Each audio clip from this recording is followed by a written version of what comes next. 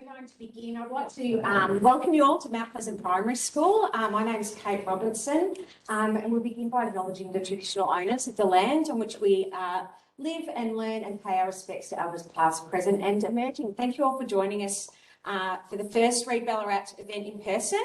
And thank you, James. And I'm going to let Sue come over and introduce you to James. I'm just worried about my dog who's very attached to me. Throw a biscuit if he starts barking.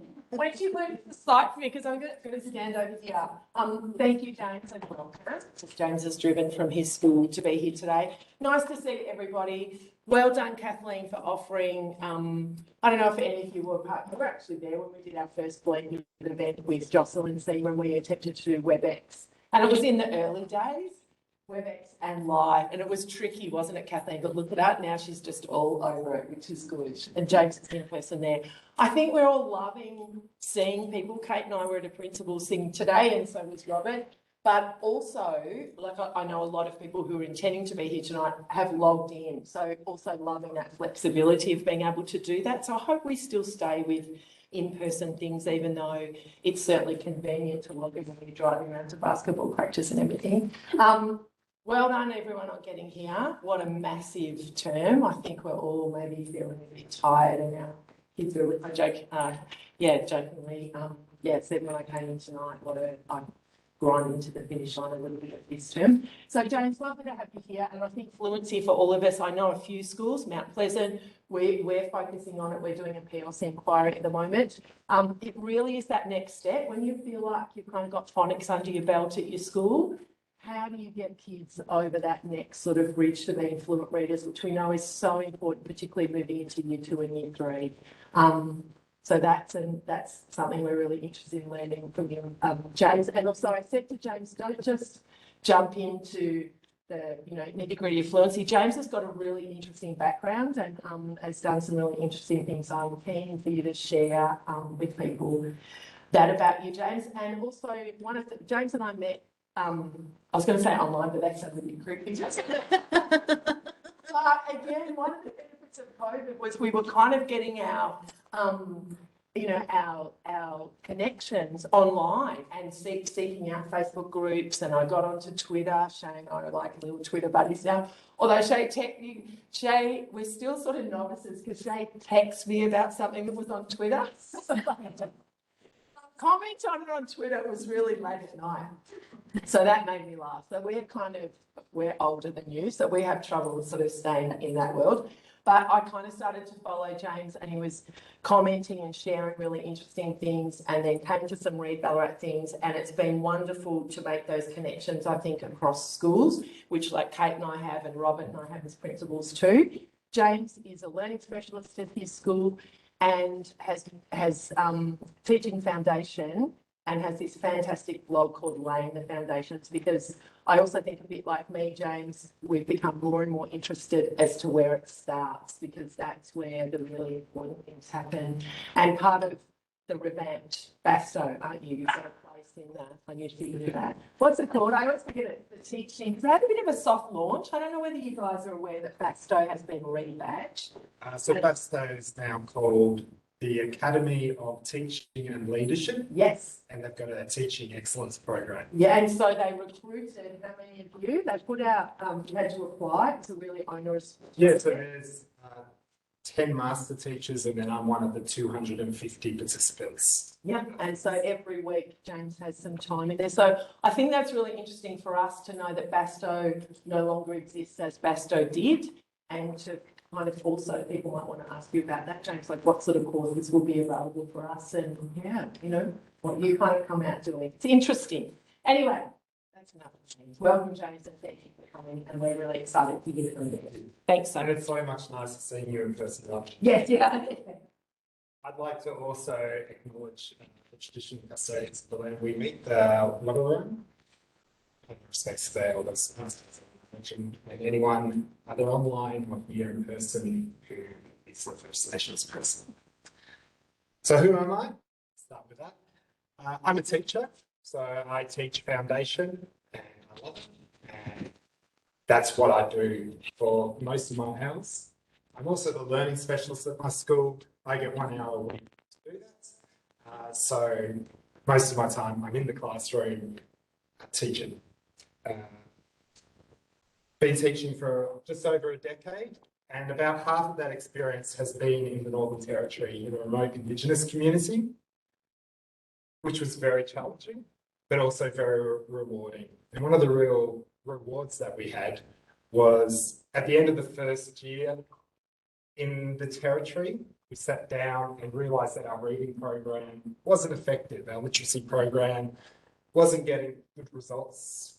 It wasn't even probably getting fair results. It was getting pretty poor results. And after a few studies over 10 years, that was a consistent story in remote communities.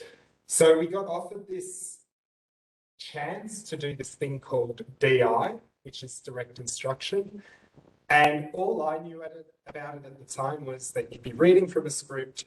And the other random fact that I knew was that George W. Bush was reading a direct instruction book when he was told about September 11. So not really a glowing endorsement, but I think it says the desperation that we had that we went, well, we might as well try something different. And I haven't looked back. Through using direct instruction, I've learned so much about how to teach reading, and from that, how to teach writing. And then when I moved back down south for the birth of my second child, I just sort of stumbled upon this thing called the science of reading. And direct instruction, which has been around for over 50 years, sort of has laid a lot of the groundwork. And often, if you look at someone like Anita Archer, she's linked to the University of Oregon, where direct instruction comes from. So often I can trace these ideas back, and more I'm realising those connections. So having a couple of children, my eldest is in grade 1 now. So last year, which was my first year teaching foundation, was also her first year in foundation at a different school. That was an eye-opening experience, I think, for both of us, probably more so me. But it also makes me really think about the children in my care, and that they're someone's very much loved one, and what I can do to support them. As mentioned, I also have a blog that I blog on occasionally, and also am on Twitter. I'm on Twitter a lot more than I am on blogs. So if you're on Twitter, it can be a good experience. I teach at Tylden Primary School. You all go, where's Tylden? So I've done this beautiful map. It's midway between Trentham, Woodend and Kyneton, about 10 minutes from each of those places. Tylden is a tiny town of 400 people. It's probably not even a town. There's a service station there. There's a quarry there. There is a hall. But it has the most beautiful view of Macedon, which you can see in the background of our logo. And just driving down that view every morning is quite magical, except on about half of the days of the year where it's covered by fog or cloud. Giving you a little bit about who I am. I'm keen, and if you're online, hopefully you can hear me. If you're online, feel free to type these things in the chat. But just wondering who's a teacher here? And who's in leadership? Any allied health or beautiful? Of those teachers, primary teachers? Any secondary? We'll get them here one day. Who's a foundation teacher? 1, 2, 3, 4, specialist, PE, learning tutors? Great. A couple of beliefs that I've got around teaching, which I've realised are kind of important for me to convey, because they shape a lot of why I do things and what I do. And I also want to acknowledge that during this chat, there might be something that makes you go, makes you feel a bit uncomfortable. It might be something that I slightly dismiss offhand because we've only got an hour together. If that's the case, I've had lots of those uncomfortable experiences along my teaching journey. So know that you're not alone, and feel free to contact me and have a bit more of a chat afterwards. This should just be the beginning of a discussion, the beginning of a dialogue. The first thing is that all children can learn. I very strongly believe that every child can learn. I also believe that every child matters. Every child is really important to me. So with those two ideas comes my third idea, and that's if something is worth teaching to one of those children, it's actually worth teaching to all those children in my class. And that's meant that instead of having lots of small groups, I've now shifted to having a lot more whole class instruction. In fact, pretty much most of my instruction is whole class, which then means that I can get to this third point, which is instructional time is precious because I'm teaching everyone in the class. They're actually maximizing their instructional time. I'm maximizing it, and we can learn a lot more throughout the year. So now I'm going to have a quick pause so I can have a sip of water, but I want you to think about how did you teach fluency today? And if you didn't teach today, maybe yesterday, maybe not, it's also okay. If you don't think you taught fluency. Now I've got this lovely little graphic here, which I use in my classroom, and that means turn and talk to the person next to you. So if you'd like to have a turn, and if you're online, feel free to answer it in the chat. Would anyone like to share either how you taught fluency or that really good idea that you just heard from someone else and you went, what was that? Can you tell me more about that? We taught fluency pairs today. Fluency. And you're starting to do that quite well. Yeah. And I saw in the chat there's quite a few there putting in fluency pairs as well. Yes. We learned about fluency pairs today. When I gave a tour of my classroom. Beautiful. So we took many photos. Cool. Excellent. Fluency pairs is something I'm going to talk about, and I'm going to talk about how I do it in my classroom over the year because how it starts next week looks very different to the end of the year with 5-year-olds turning 6.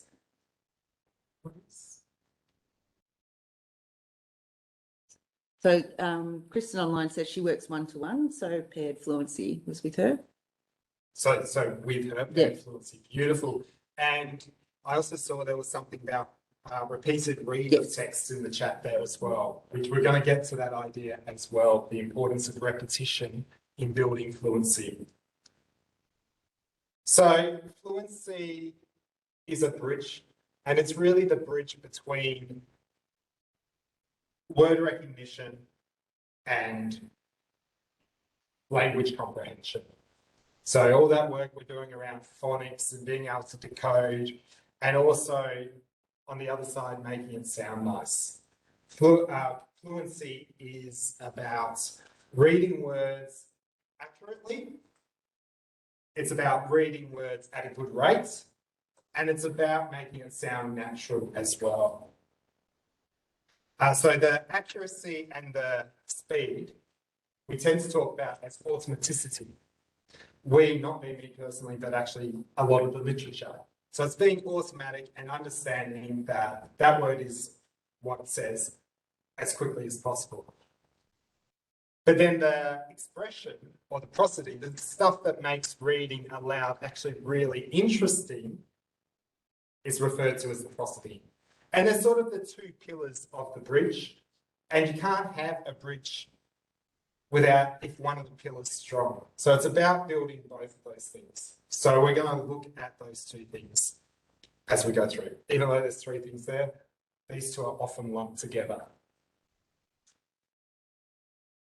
To think about a simple view of reading where we do have that word recognition, the language comprehension, we multiply them together, it's a product, and we get to our reading comprehension, which is where we want our students to be. We want them all to be proficient readers. We've got that bridge. The rates and the accuracy tend to be around that word recognition, the decoding side. And then the expression, the prosody, is about the language comprehension. And you might have seen Scarborough's reading rope as well, where we've got the word recognition down the bottom, we've got the language comprehension at the top. They merge together, and it says here, skilled reading is fluent execution and coordination of word recognition and text comprehension Absolutely saying it's that bridge that weaves everything together.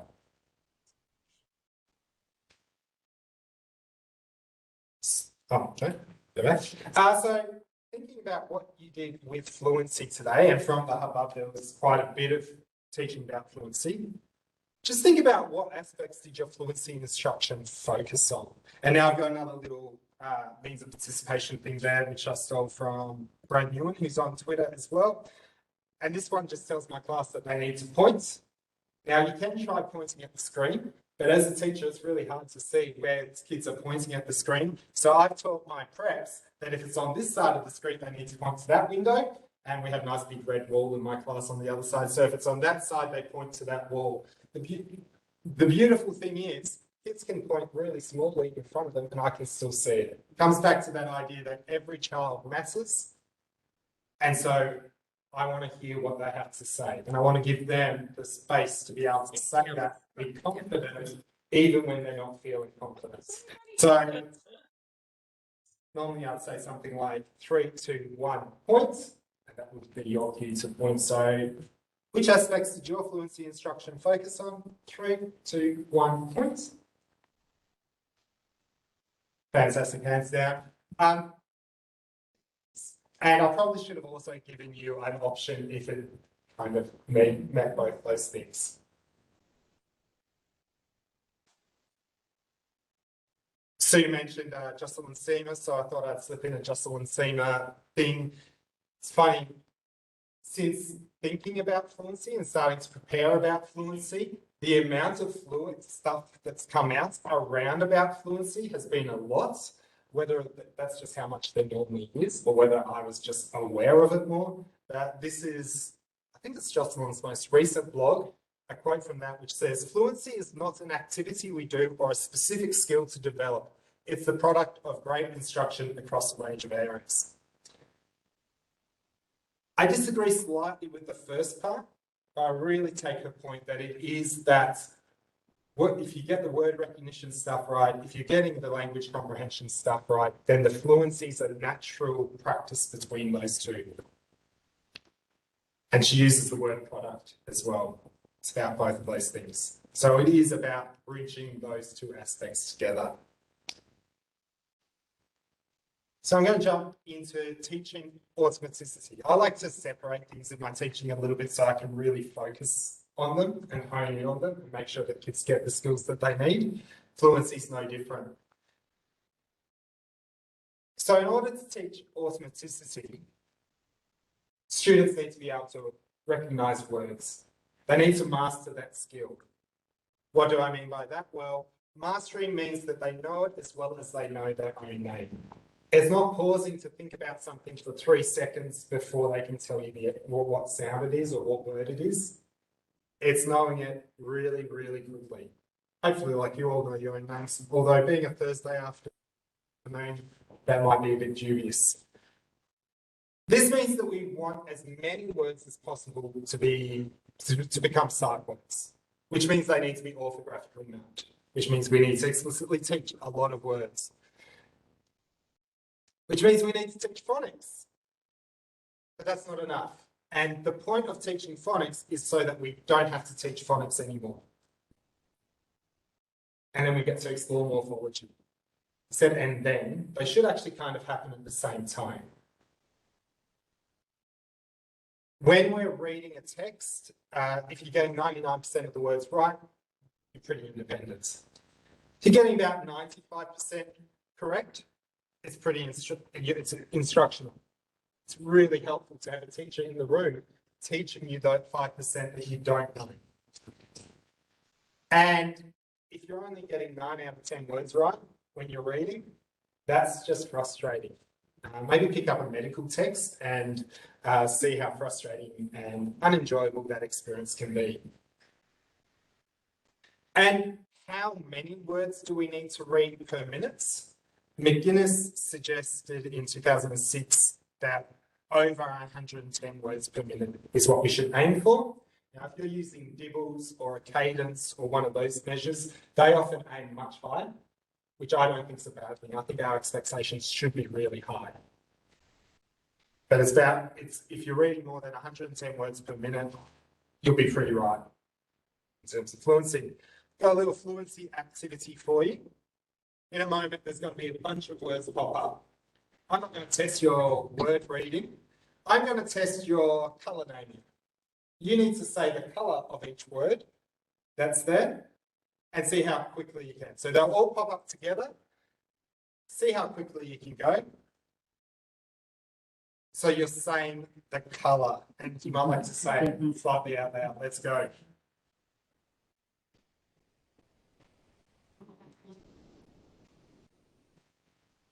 It's not coming. So really. And I'll put you out of your misery there. I normally do I've had to do this a few times.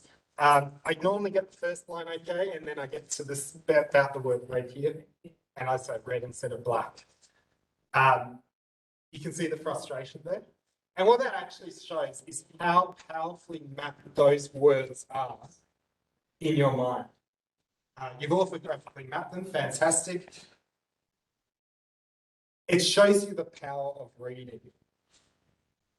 Kids know colours. If I give this to some of the kids in my class, or if I give this to my 3-year-old son, he's able to do that really quickly because he can't read the words. Fortunately, my 6-year-old daughter has a bit more trouble, and my wife certainly has more trouble. I do not suggest comparing the 3-year-old to the wife. That shows you how powerful sight words are and how as quick as your name. My kids in my class mostly aren't there yet. So this is what it looked like, and this video was taken on day 12 of term.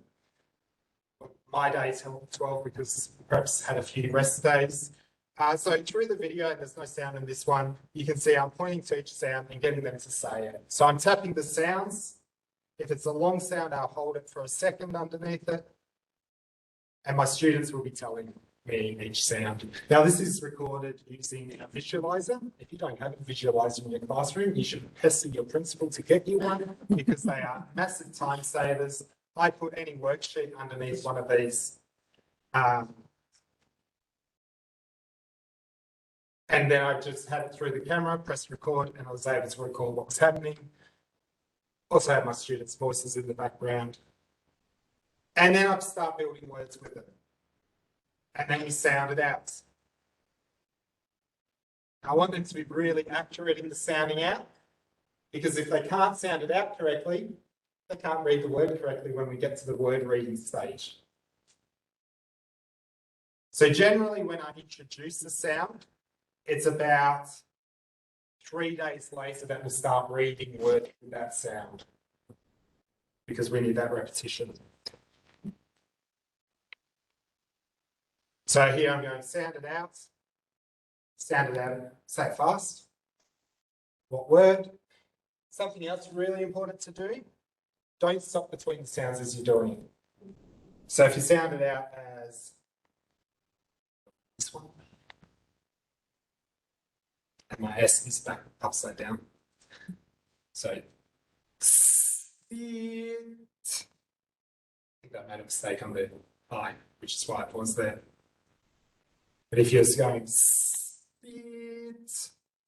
they're able to say the word with a much greater accuracy than if I go sit.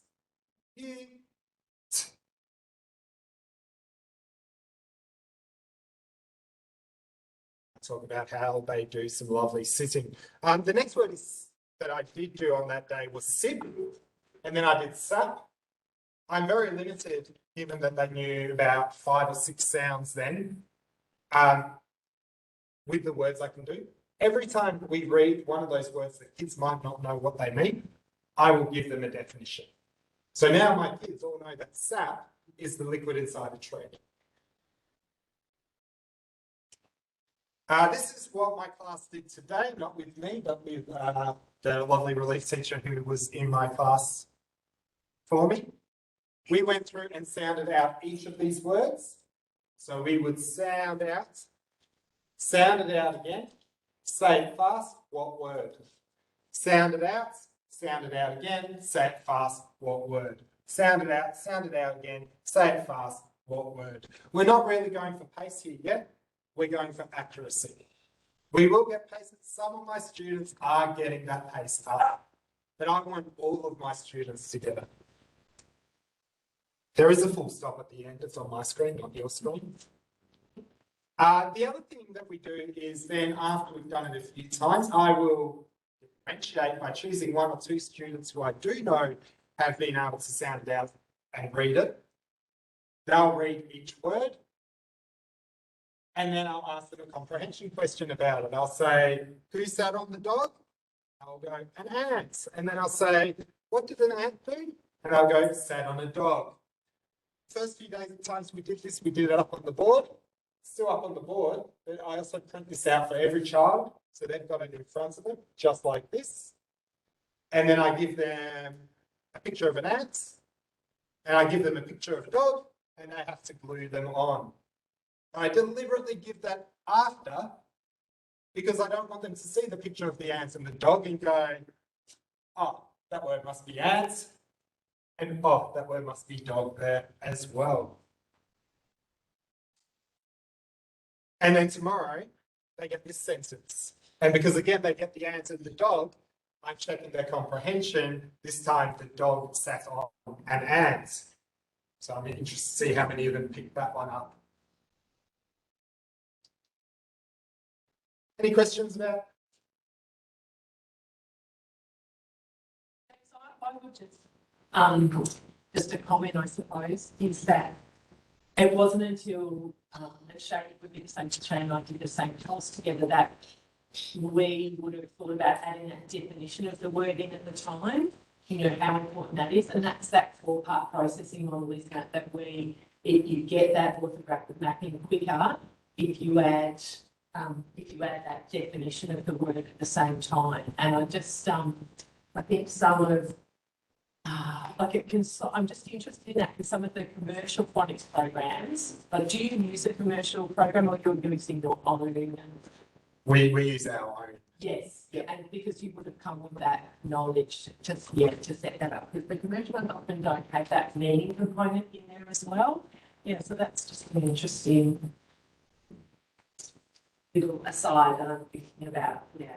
Yeah, so on that aside, the fact that I've now taught them that word also means that when I'm writing simple decodable sentences and then later on stories, I can use those words and they will come across them.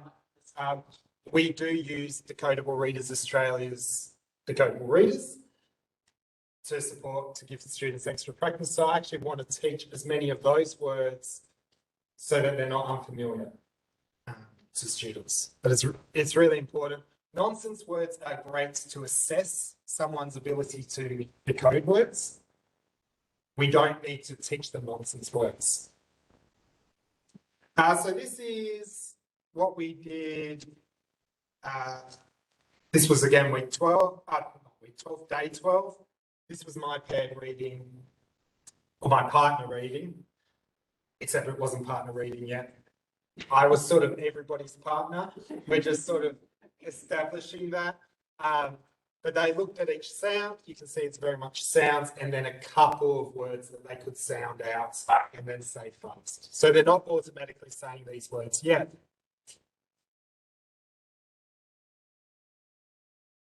And next week, I'm planning to introduce the partner reading, and they'll have a banana and an apple on their desk so that they can quite quickly turn to each other.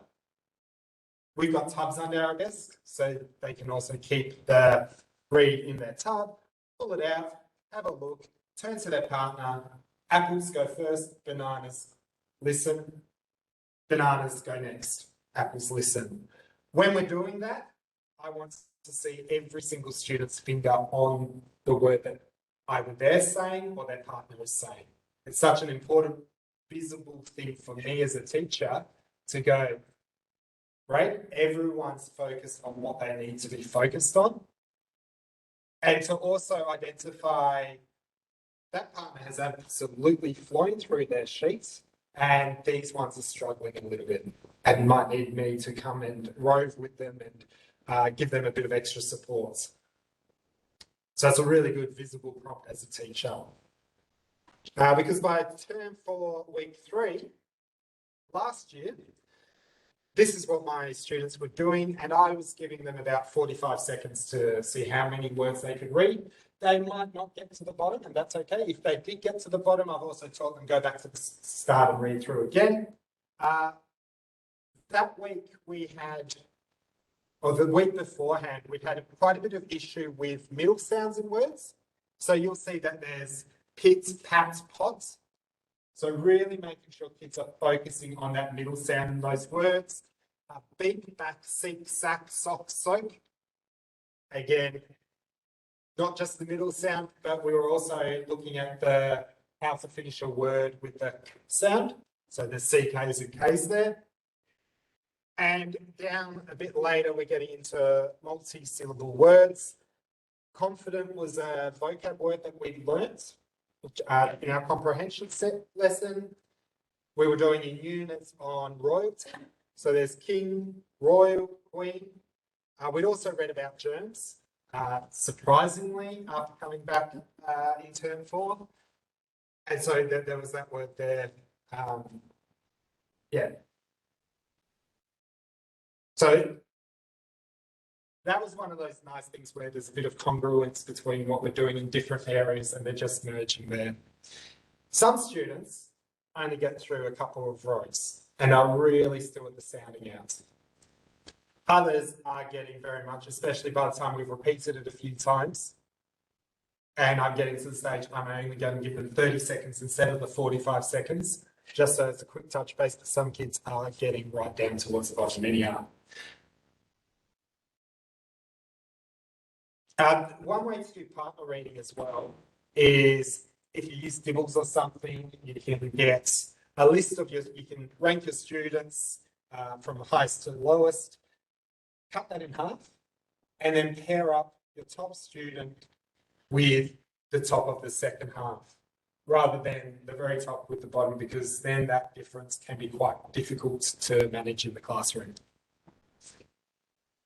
So I've just got a question. So are you expecting students to be able to decode royal and confident? Yes. Yes, both those words are decodable because I've taught all the code that they need to sound those ones out.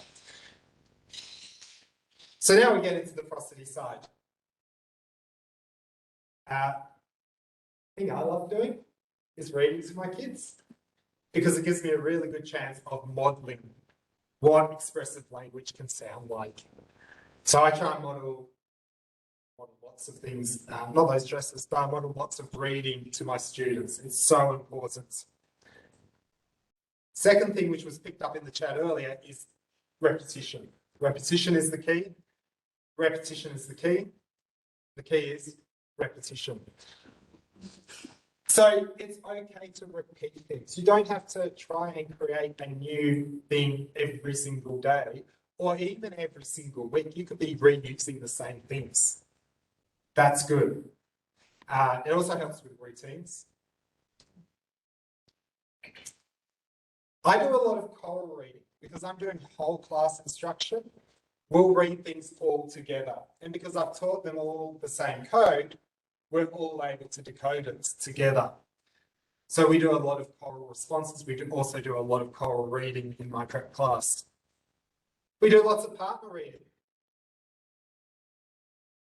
like you do. We also do a lot of echo reading. Last week we were doing nursery rhymes as our units in comprehension. So each nursery rhyme, I'd model it, and then we'd echo it backwards and forwards to each other. Then we'd chorally do it all together, and then I just let them do it. And the last, another technique is paired reading. Now, often we use paired and partner reading interchangeably, and I'm very guilty of that. But paired reading is when two people are reading the same text aloud at the same time. And so there is a slight difference.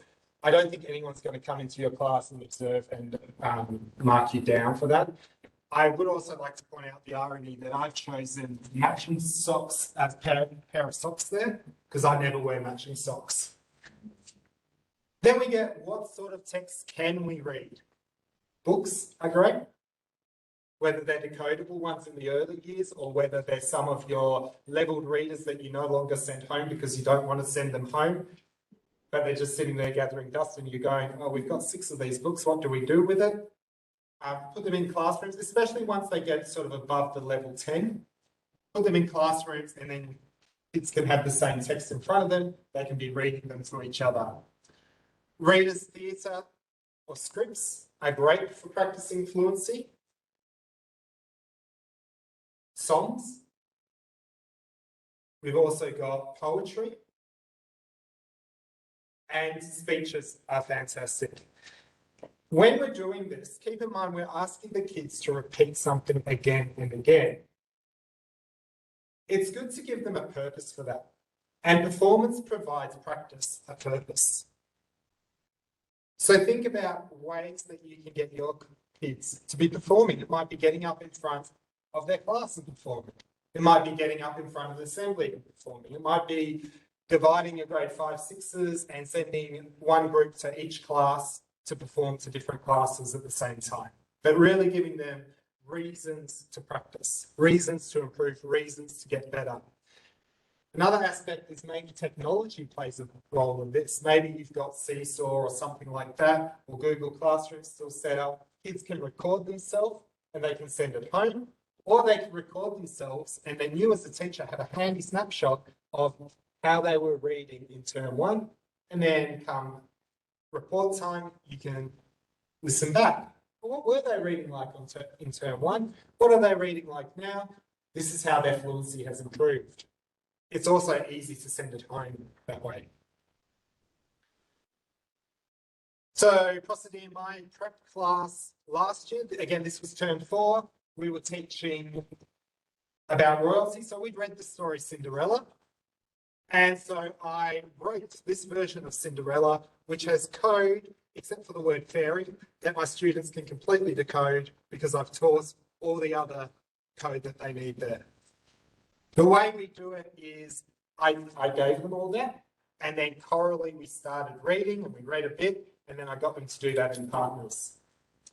I made a mistake then, and that week didn't work super well. Kids could read it, but it was just too much all at once. So the following week, when we got to part 2, that's what they got on Monday. On Monday, we chorally read it. And then on Tuesday, we read that to their partners. They did the partner read. And then I gave them that, and we chorally read that. And then on Wednesday, with their partners, they read that much. And then we chorally read that bit together. And then on the Thursday, that's the bit we introduced. They practiced that bit. By that stage, they'd had 4 run-throughs of this bit, so they were pretty good at it. And then the Friday, we could just practice the whole lot. Worked much better that week. And again, PowerPoints, and I just guillotined them into strips. So they had my strip for Monday, strip for Tuesday, Wednesday, Thursday, and Friday they had it all together.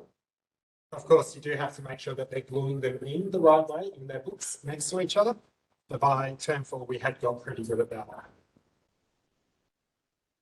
This is a Instagram post I said as I was looking at fluency. Everything was jumping up at me, and something jumped up in Instagram. It's by Snippets by Sarah. So if you have Instagram there, it's actually it's an idea from this book.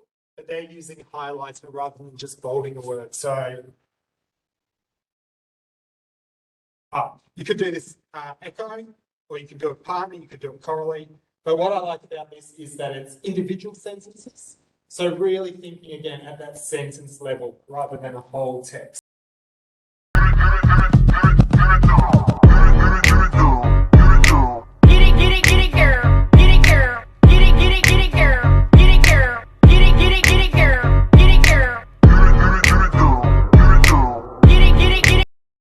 last bit that actually got cut off was discuss how when you change the highlighting, it changes the meaning of the sentence. So again, I'll get you just to turn to the person next to you. If you're closest to this window, have a go at reading this sentence. Actually, yeah, if you're closest to this window, have a go at reading the first two sentences at the top, but emphasising the word that's highlighted. So I'll give you a little bit of time to do that.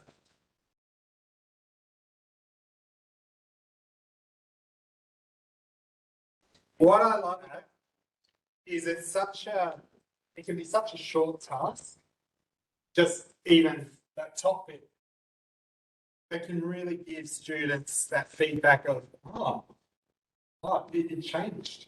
Not only did it change how it sounded, but it actually changed the whole meaning of the sentence.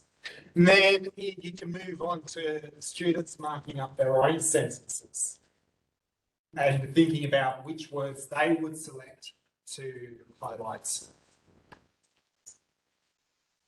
This is what our literacy block looks like. I thought I'd pop this in so you can see how fluency fits in. Now, sometimes I'll run through it. We've got phonemic awareness at the top, then explicit teaching of decoding, so our phonics, but also morphology. Sometimes it's irregular, high frequency words. We've got fluency, we've got comprehension, and we're putting an emphasis on knowledge-rich curriculum. So there's a lot of knowledge building and comprehension, and so our vocabulary fits in there nicely. We've got sentence level writing, compositional writing, editing, and canned writing. We try and give them roughly that much time each day, all things going perfectly to plan, which being in classroom, they rarely do. But fluency is sort of separate because sometimes it's focused more on what we're doing in our decoding, and other times it's focused on our comprehension stuff. And in my beautiful Cinderella example, it was focused on both of those things, and I was winning that week. So hopefully that might look quite different to yours, or it might look kind of similar, you might see it. We're not always in this fixed order either, because we understand that things change and we need to be flexible as teachers. That's sort of how we're running. And obviously, right now, the composition of writing here with my press, we're not writing great works of art yet. We're still doing most of that sort of stuff orally. But what about the upper years? So no secondary teachers, but I won't skip this. This is a year 7 lineup. This is really focused on prosody. This is an echo read. And I think this is a year 7 assembly, and they're doing poetry. Brigade, charge for the guns, he said! Forward the brigade, charge for the guns, he said! Into the valley of death, rode the 600! Into the valley of death, rode the 600! Forward the light brigade, was there a man dismayed? Forward the light brigade, was there a man dismayed? Not though the soldier knew someone had blundered! Not though the soldier knew someone had blundered! There's not to make reply, there's not to reason why, there's but to do and die! There's not to make reply, there's not to reason why, there's but to do and die! Into the valley of death, rode the 600! Into the valley of death, rode the 600! Cannon to the right of me, cannon to the left of them, cannon in front of them! Cannon to the right of them, cannon to the left of them, cannon in front of them! Bullied and thundered!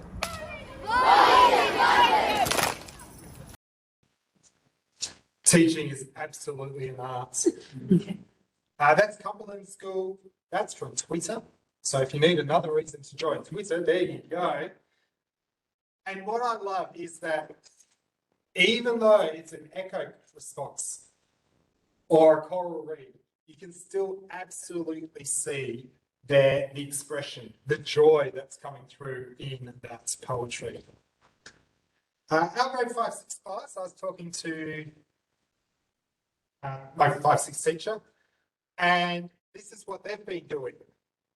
They got from Twinkle, and I'm sorry, Reed's not here. Oh, yeah.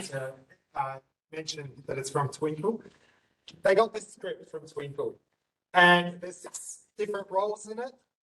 And so the first day, they read it through together. And then the second day, they split up into each part.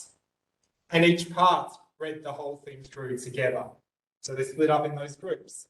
And then the next day, they got into their groups and they read their part to the rest of their group. So they sort of took it in turns partnering there.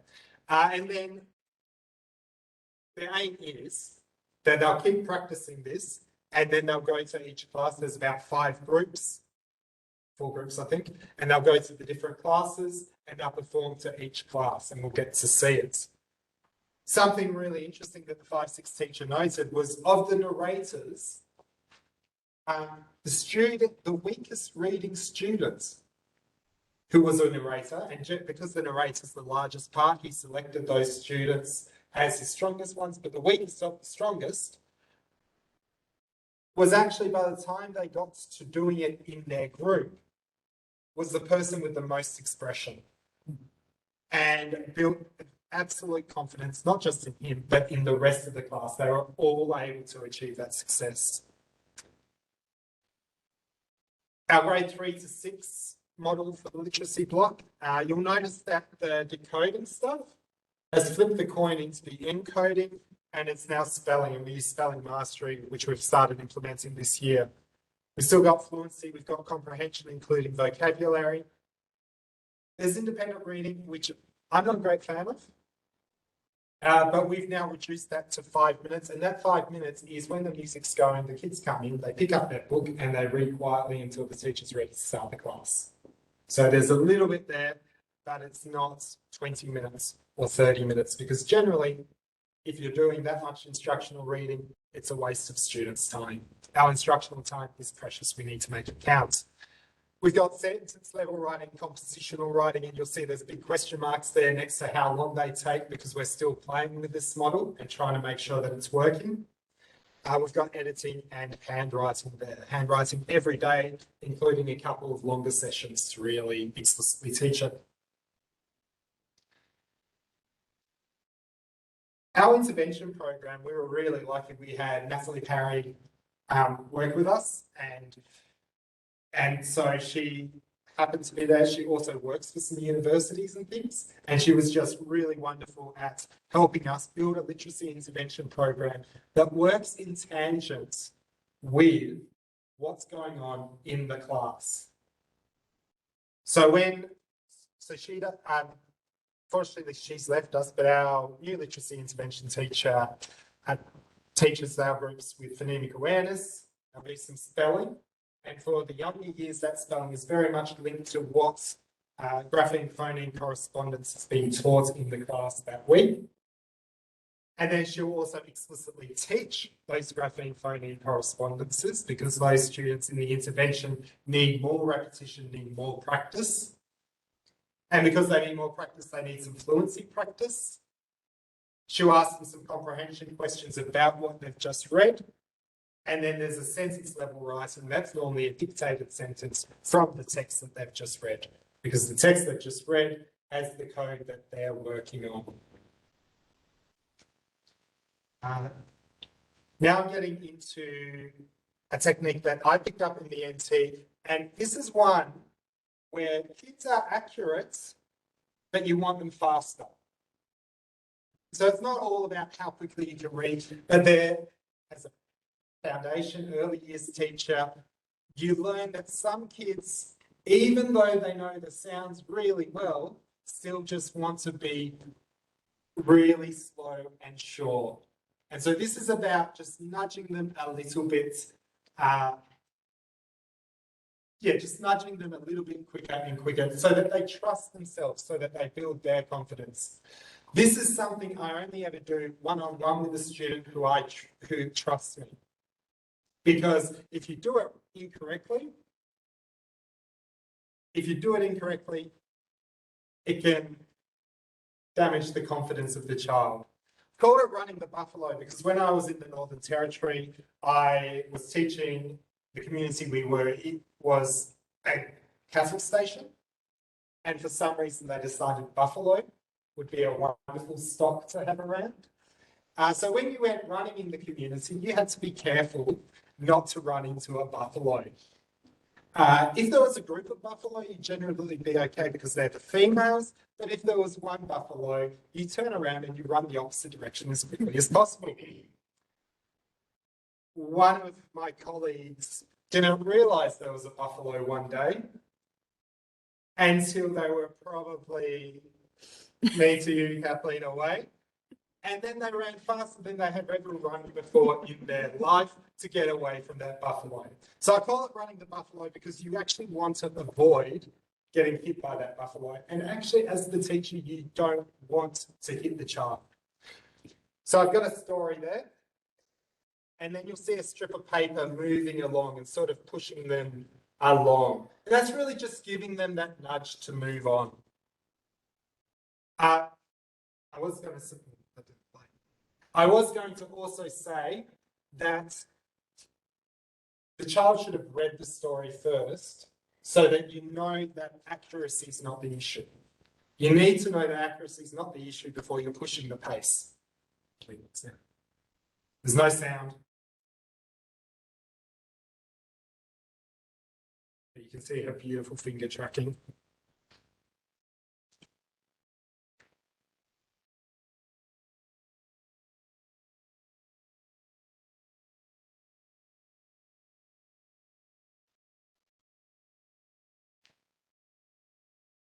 So it's getting closer now. I could slow it down. But you almost want her to think that she can still, she's not got the sound that can say that word anyway, even though she's lost it because she's mapped it in her head. So that's running the buffalo. That's technique there. Now we're getting towards the end. So let's think about how do we assess fluency. The quickest way is listen to the child read. You very quickly work out whether they're reading that text fluently or not. And as a prep teacher, you very quickly work out whether they're reading it with expression or not. You can use rubrics, and this one's from Tim Rosinski's site, and a lot of these ideas come from Tim Rosinski. The book, Mega Book of Fluency, is by Tim Rosinski, and he is one of the most knowledgeable people about fluency. And so he's got this rubric that you could use. There's student versions of it. Another aspect of assessment is dibbles. It's not diables, it's dibbles. It's an acronym, it's dibbles. So we've got phonemic segmentation, fluency. We've got nonsense word fluency. We've got letter naming fluency, word reading fluency, oral reading fluency, and mace, which doesn't have the fluency word in it, but if you've administered mace, they get 3 minutes. As they're reading through it, they have to circle an option. So the quicker they can read through it, the more words they have a chance to circle, and therefore the more points. So all of those things are assessments of fluency. And this is where I get to share, this is our grade ones this year. So my beautiful preps from last year, I just get to have my proud moment of going, there is a lot of blue and green there, a little bit of red, but we know very much about those students and they're getting the intervention that they will need. And then I show off the grade twos at the start of this year. And the reason I show this one off is looking at the data, I cannot choose which of those students had intervention last year. So you might think, well, if they had intervention, they must be the 3 yellow students and some of the green students. But that didn't work out that way. It was absolutely, the intervention program worked for a vast number of them, and they're now in that whole class instruction and fitting in beautifully there. Yes, the teacher still at times needs to give them additional support. We don't forget that they received intervention, but they no longer need that targeted support. So I'm just going to give you a moment now to turn and talk again. And just think about one tweak that you might make with your fluency instruction. But just make sure you keep it small so that we're only biting the elephant, eating the elephant one bite at a time. So just take a moment to turn and think about what could you do with fluency.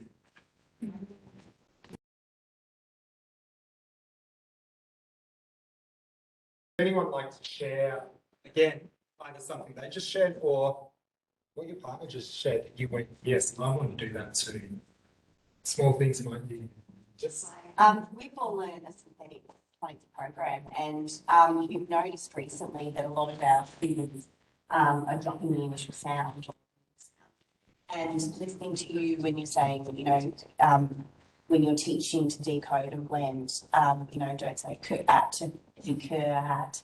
And we just picked up recently that in our script that we use, we would include the word blend. So rather than say the sounds, read the word, say the sounds, blend the sounds, read the word. So that's something that I suppose we're going to take away is start blending the sounds together. So maybe they stop dropping those initial or middle sounds. Yeah, and I like that you use the word cats there because that's actually a harder one because it's a short sound to start with. Yeah. So one little thing that I do when there's a short sound, like for two, yes, I know it's not phonetically regular, but I would say sound it out and then I'd say get ready. Normally it's a get ready and then we loop to it, but if it's a short sound, when I say get ready, my finger goes to it, and that sort of gives them a prompt that we go to, or if we were sounding that one out properly, it would be to. So that's just a little trick that as well. It is so important, and it's interesting how often what your students do is a reflection on what you've done. There's a great saying by Ziggy Engelman, the godfather of direct instruction. If the student hasn't learnt, and the teacher hasn't taught. So if the students learn something a little bit incorrectly, then maybe the teacher's teaching has been a little bit incorrect there. So that's really good.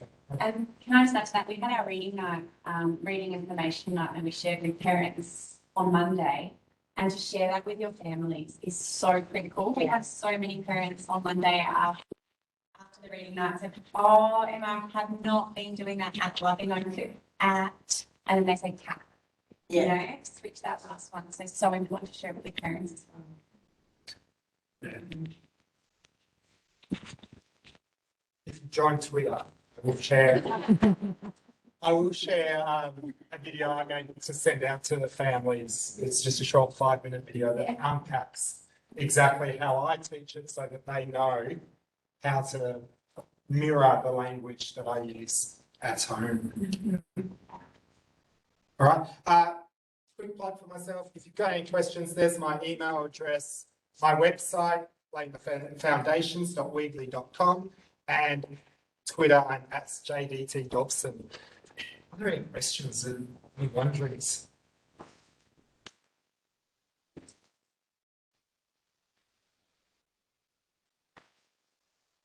Must be.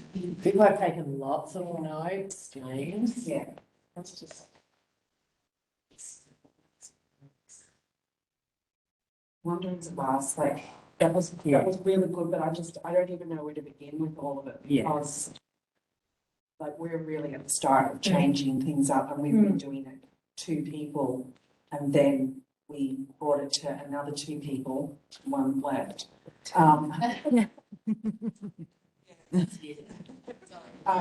And so, like, we're finding it's like this little mountain that we're trying to chip away at, but we've just had a new principal come in who's now really invested in this. So we're quite excited. It still seems like so huge. Yeah, how do you eat the elephant? One bite at a time. Yeah. So reach out to those of us around you. That includes myself. Have a chat through what should one bite be for you, because it's. And we've had that conversation, haven't we, where you start differently, depending on your school context a bit, and depending on whether you're the principal coming in or whether you're the teacher bringing that change in. And you talked about where you started. You started with phonemic awareness. I think, James, with we your started school. with. Yep. Yeah. I started with phonemic awareness. Yep, My just classroom, that. Yep. because I identified no one in the school was doing it. there wasn't a teacher who'd say, oh yeah, we're doing that skill. It's an important skill. So I started doing it. Other teachers saw the success and then started doing it. And then from there, we were able to start having conversations about other aspects that might not be the best evidence-based practices and what we could do about them. It is really one thing. James, Pamela Snow's actually, her latest blog post is where you are at in your school and what you can do next. And she's got a really comprehensive blog post on it.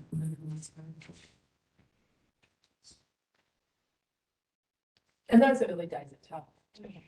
They've all been a big challenge. Yeah. For sure. And it's hard seeing big picture, and we recognise we've got a way to go as well.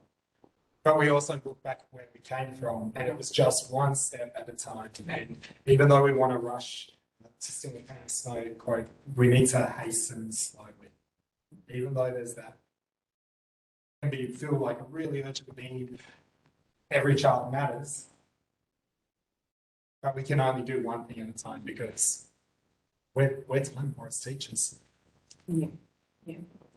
And teacher knowledge is so important, isn't it? Yes. You're building that teacher knowledge. It's really important.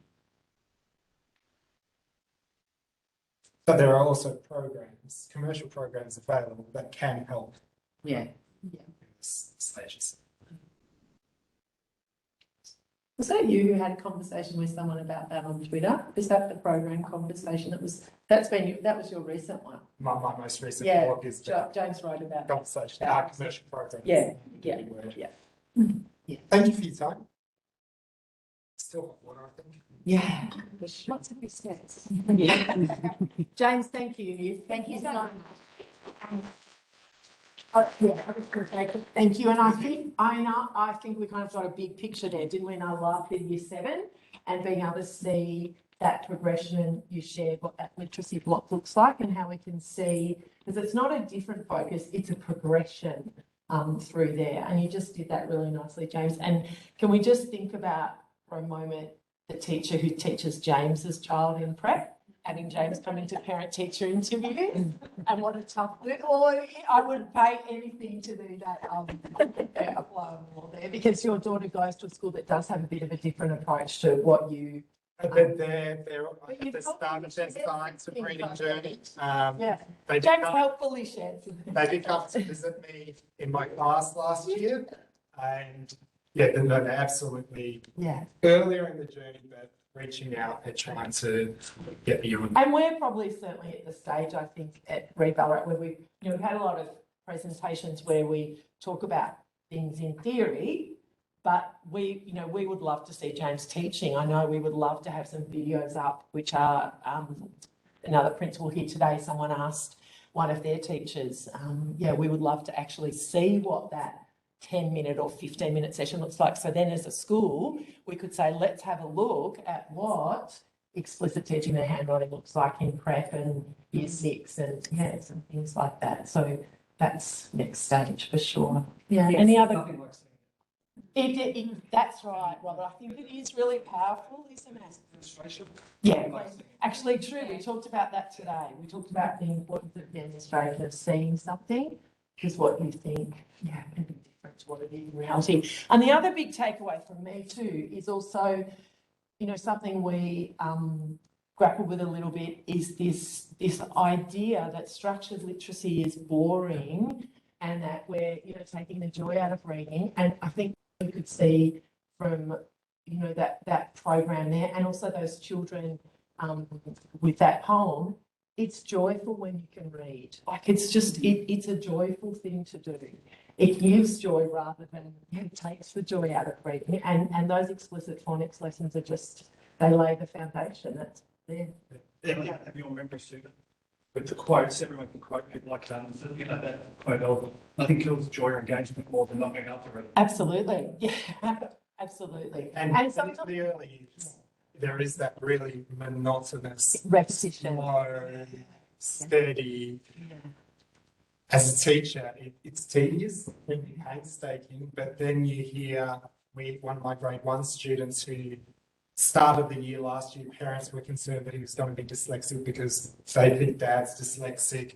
And he's just sitting there reading Dr. Seuss books in the library. And you go, and he's absolutely finding that joy. And it is about equity, like you talked about that. I think a lot of us feel really strongly about that every child has the right to be a reader. It's a human right.